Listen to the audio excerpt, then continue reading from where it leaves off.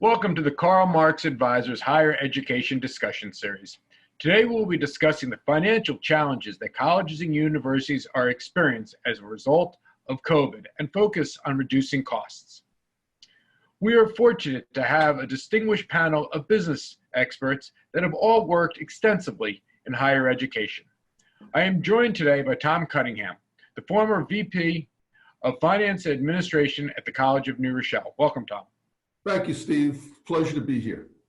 We also have Robin Dorff, who recently served as the Provost for Academic Affairs at Plymouth State University.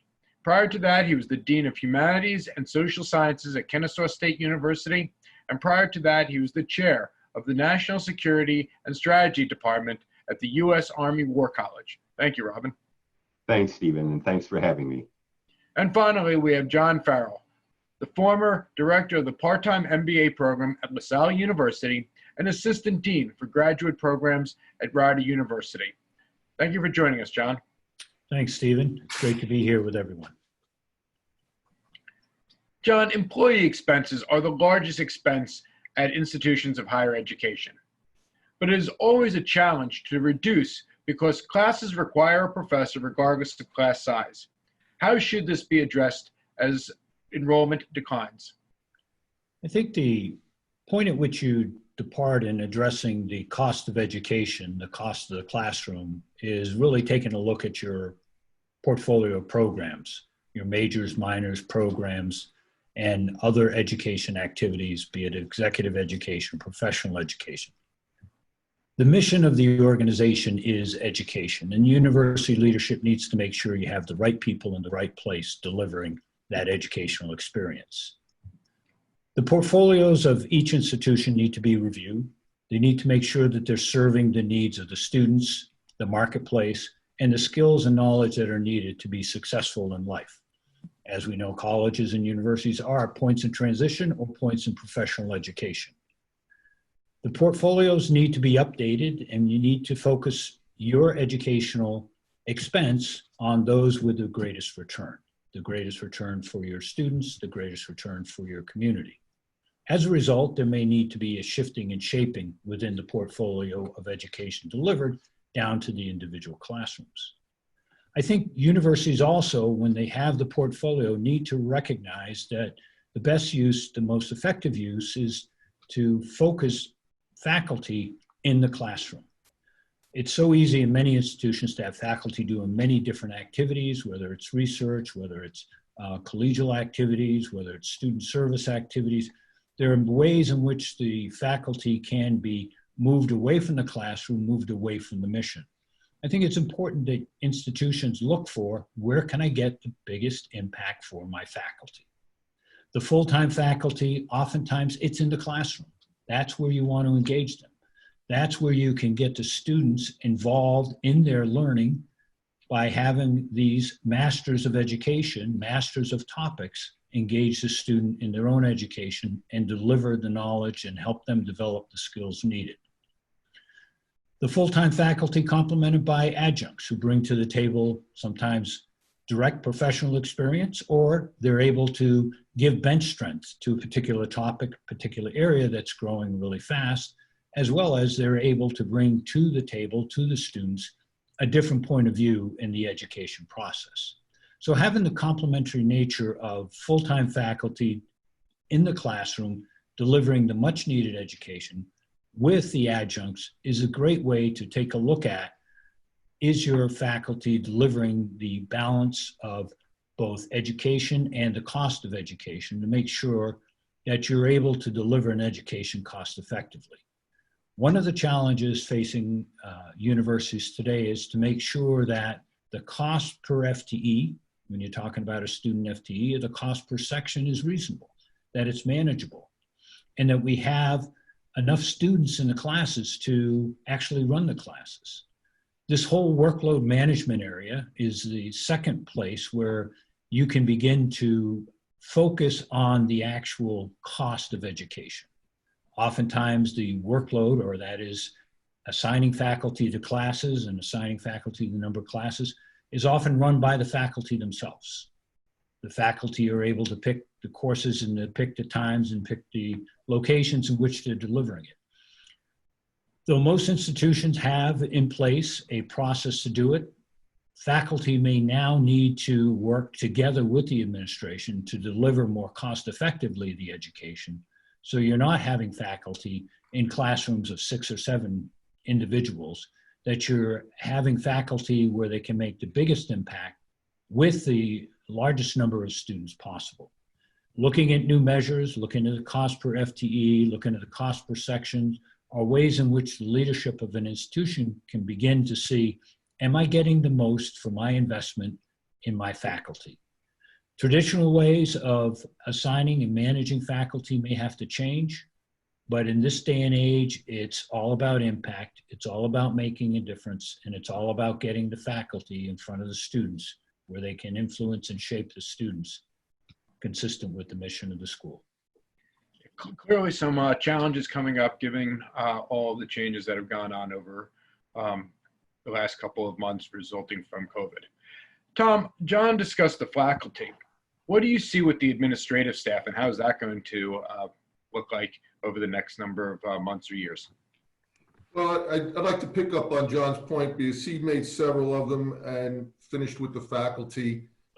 And my belief is that there has to be a coordinated effort, a partnership, if you will, between the president, finance, provost, and faculty.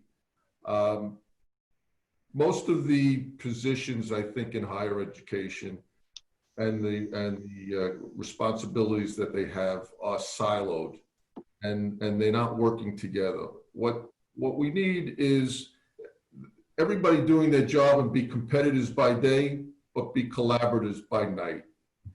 And the finance group has to be more than just the scorekeeper.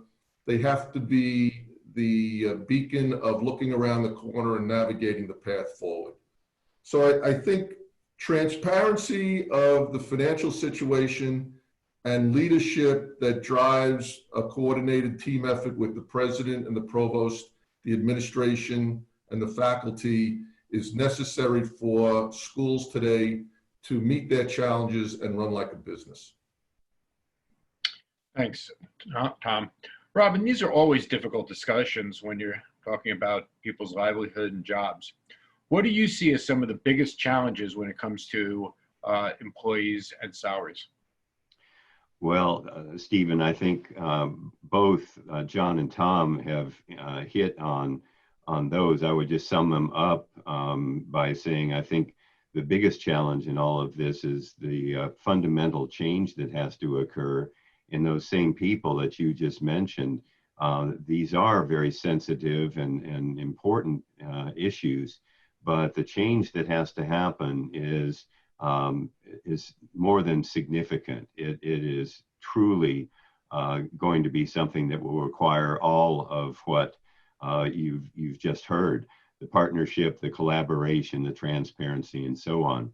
Some of the challenges, and quickly, I think for those universities and colleges dealing with unionized and faculty, even tenured faculty, they will make it more difficult. But I am convinced that leadership, as you just heard my colleagues highlight, leadership backed up by the facts of the situation and real thinking about what needs to be done, I think can overcome that. But it's going to require that collaboration and partnership that we just heard about. The biggest thing I would point to, though, are the ingrained silos that have been induced and encouraged by the way we typically, or the ways we typically allocate resources on almost all of our institutions of higher education. A quick example, as far as I know, I believe most students are required to take more than 70% of their total credit hours outside of their major. And generally, we believe that's what a college education is all about, not just taking a trade or technical program track. Yet we tend to allocate resources, in my experience, allocate resources heavily on the basis of numbers of majors. Now, I want to be clear. I'm all in favor of reducing and eliminating low enrolled major programs. But we also need to recognize that the programs who look so successful are, dare I say, living off, they're certainly benefiting from the other members of the team. I don't have the time to go into detail, but I put it this way. In the business model, sales may bring in the customers, but if marketing, R&D, finance, and yes, even HR don't all work together toward company success, what happens to the company? Even more so if they're working at odds with one another, what happens to the company? Now, there's not a short-term answer to the urgency confronting us today, but to me, all of us need to be engaged, and I think both my colleagues were really coming to this point, all of us must be engaged, and with higher education must recognize the deep and fundamental reinvention that is needed in what we do and in how we do it and who is doing it. And I believe the reality of recent events, magnified and accelerated by the pandemic, will drive those decisions. One thing I would recommend to my friends and colleagues in higher education, consider bringing in expertise on true reorganizing of structure, of operations, processes, and policies. Fresh looks are much needed today, and I think that it is a time when we in higher education need to reach out to those who have the kinds of experience that can help us think differently about something we have done for so long and aren't likely to be able to see as clearly as others can help us do that.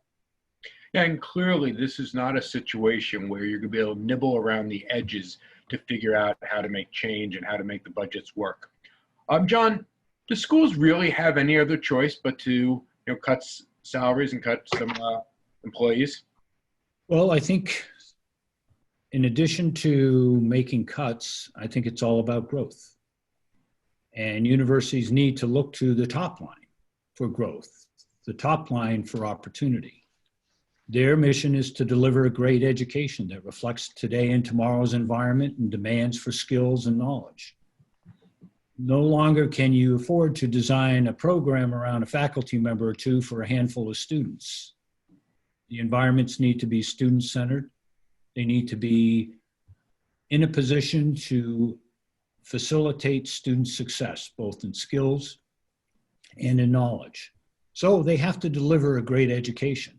To that, they've got to look to top line, as well as we've been talking about, effective utilization of fixed assets, fixed resources, and adjuncts, as we talked about, derive value out of the pool. To Robin's point, I think by using adjuncts, by using advisory committees, coupled with the great faculty that are available at all institutions, there's a way in which you can start to build the future with those from the outside, whether it's through advisory groups, internships, opportunities to collaborate with commercial enterprises and corporations to build new majors. This is the way in which the new university needs to look at to develop what's needed in the marketplace. You have to deliver a cost-effective education. You've got to use all the platforms available to you. You may not need all of the classroom space. You've got a lot of your classrooms migrating out to individuals' homes. You've got to have a configuration that meets both the cultural need, the educational need, the student development need, as well as the way in which you can connect with students across the universe by using the hybrid model, the online model, and the in-person model. There's a great platform for continued growth, be it a graduate education, professional, executive education, or just great undergraduate majors and minors. In the end, it's all about making an impact, making a difference, and really delivering value to the students. There aren't any other choices but growth and keeping your costs under control. Always a balancing act, and the discussion of cost reductions is always a challenge, especially when discussing employees. Unfortunately, in institutions of higher education, employment is one of the largest expenses and most of the costs are fixed. It is a challenge to identify, rationalize, and equitable in the decision. CMA has extensive experience in leading these decisions and implementing the change. We help put the process together to identify what's going well and what needs to be improved. Working together with college administrations, we will help you identify, be transparent, and make the changes that need to be made.